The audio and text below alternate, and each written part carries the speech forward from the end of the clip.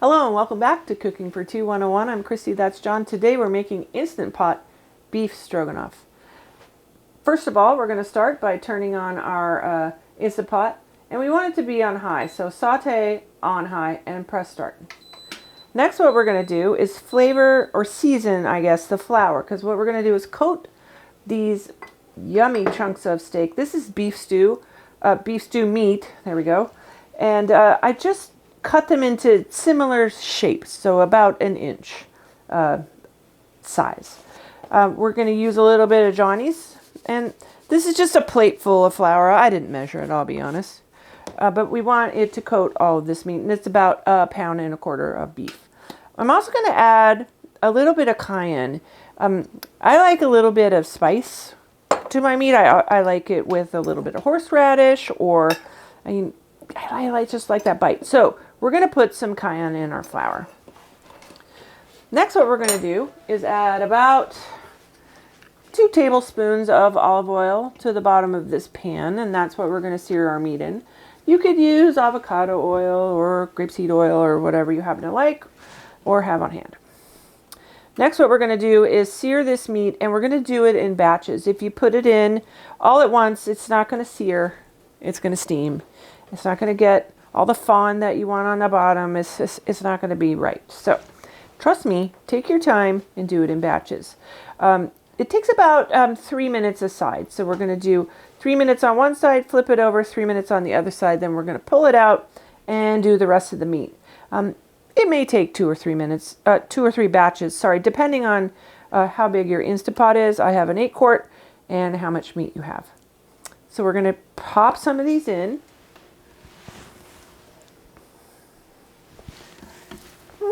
I wanted that sizzle to be a little more amazing, but it's still warm. You can hear it. There we go. And also, by the way, shake off this extra flour because you don't need that. Okay. We're going to do this. All right, so we have seared all of our meat. That smells amazing. It's all smoky in here. Maybe it's steam. I don't know, because I don't see any black stuff. It's not burnt. So that's good news. Right now, what I want to do after I get this out is add my 1 finely diced onion. Now, you could put in sliced onions if you want them that way, but I find they're kind of stringy, and I don't necessarily like them that way. I'm also going to add in some cremini mushrooms. Actually, that looks like a lot. Maybe I'll just put in half of these.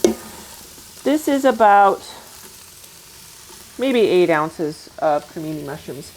The mushrooms and the onions are going to release their juices, and that's going to help get some of this fond up off of the bottom of this pan. You don't want it to burn. So use your nose, use your eyes. If you smell that it's getting hot, you can add some beef broth or some a beer, which is what we're going to add later.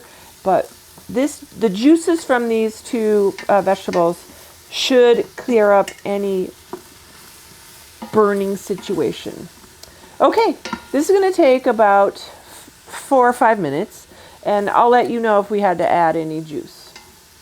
Oh, also one other thing. Once this comes out, you want to give it a nice salt and pepper. We don't want all this extra salt and pepper in there because we're going to add a lot of that later. But this gives this beef itself some flavoring. So I'm going to flip this about a bit and do it one more time. When these are ready to move forward, we'll be back. Okay, so I did add a half a cup of beer. The bottom was getting really dark brown, and we didn't want it to burn, but look at it now. It's beautiful. It smells amazing. They're starting to break down, and now I want to add some salt. This is pink Himalayan salt, but whatever salt you have. I wouldn't say Morton's table salt. Don't add that. It's too much iodine. It's no bueno. Don't do that. And a few grinds of black pepper. And I'm also at this point going to add a palmful of thyme leaves. These are dried thyme leaves. I wish I had fresh, but I don't. But I want to put it in now because I want them to cook as long as they can. I'm going to rub them together in the palm of my hand. It sort of helps break them up and release the oils. And we're going to continue cooking these mushrooms.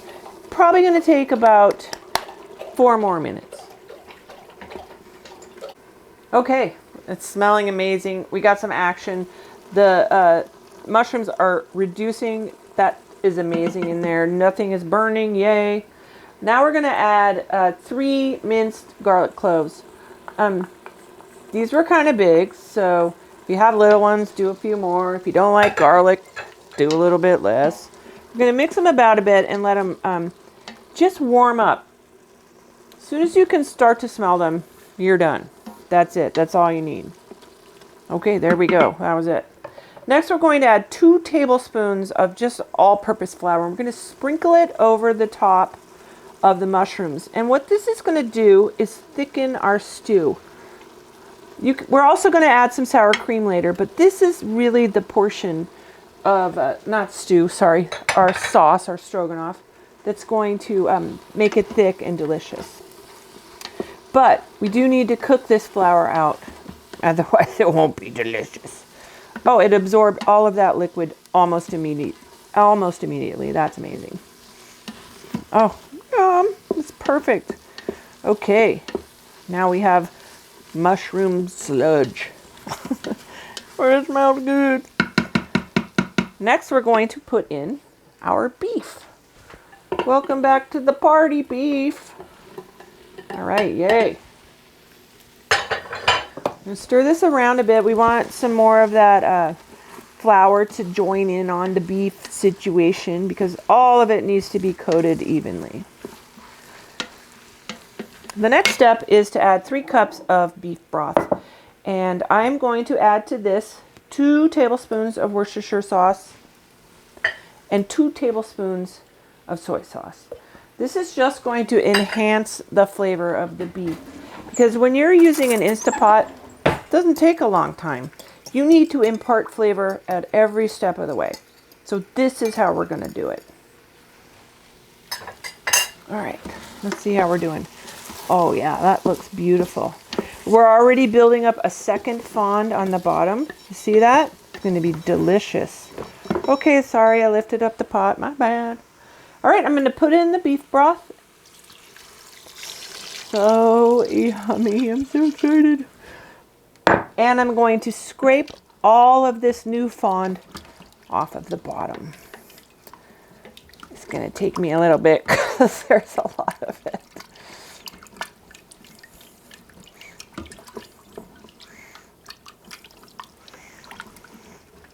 We'll be right back. Okay, so it's probably been 3 minutes maybe. I have scraped all of that extra fond off the bottom. You don't want anything sticking on the bottom of your Instapot because that will burn. Alrighty, yay.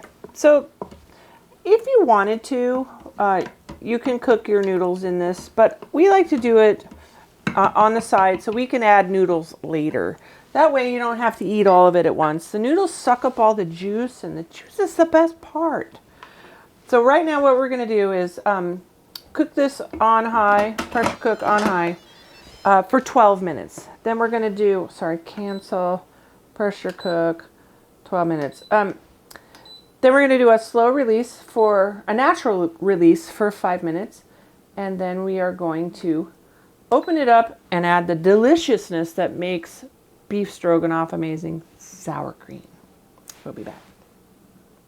Okay, so 12 minutes high pressure cook, 5 minutes quick release, and this is what we have. We did take the lid off and we turned it back on saute high because we want it to come to a boil. This is the part where you can decide how thick you want your stroganoff to be. We want ours a little bit thicker than this, so this is 2 tablespoons of cornstarch and 2 tablespoons of cold water, and I'm going to add this into our bubbling our bubbling gravy maybe. We're going to stir it about a bit. It doesn't take but an instant. Look at the difference. Look at that. Already thick. That's crazy town. Okay, so now I'm going to take this off the heat, cancel, and I'm going to let it cool down a bit, and then I'm going to add the sour cream. Sour cream is the most important part of beef stroganoff, apparently. While all that was happening, we did cook about a half a package or half a pound of wide egg noodles in salted water, and then we drained it and we put in a tablespoon of butter. All right, we're going to get all this business ready and we'll be right back to serve it up. Okay, it is thick. It has stopped simmering so I can actually taste it for seasoning because you don't want to do that before now. Oh, that's really good. It does need a little more salt and some pepper. Oh, it's got that little hint of cayenne in there. Oh, delicious. Okay, we're also now going to add about a quarter cup, maybe half a cup, depending on how much sour cream you like, into the sauce. And this is what makes it, like I said, beef stroganoff. Oh, that's so pretty. Okay, on this platter we have about half of the noodles that we made. We're going to ladle this beautiful sauce over the top. Gonna be awesome. Oh yeah, I'm right. It's gonna be awesome. I can't wait to try it. I think the steak is going to be so tender. I don't know if you saw our Instant Pot beef stew recipe, but man, the beef in that recipe was so tender, and that's exactly what we did with this one. Clean up my plate a little bit. No bueno. Okay, to garnish, I'm just going to add a little bit of parsley on the top. It's very pretty and it tastes fresh, even though this is freeze-dried, but this stuff is the bomb. There we go. Guess what? Dinner's ready. Yay, I'm so excited. All right, we're gonna let this cool off a bit and we're gonna come back and give it a try so I don't burn my mouth again. We'll be right back. Okay, finally time to eat. This is a school night. I'm really tired. I worked all day. But look at this delicious beef stroganoff. And it was actually pretty easy. Instapot, one other pan, boom, job is done. All right, I'm going in for a bite. Oh, it's still kind of hot.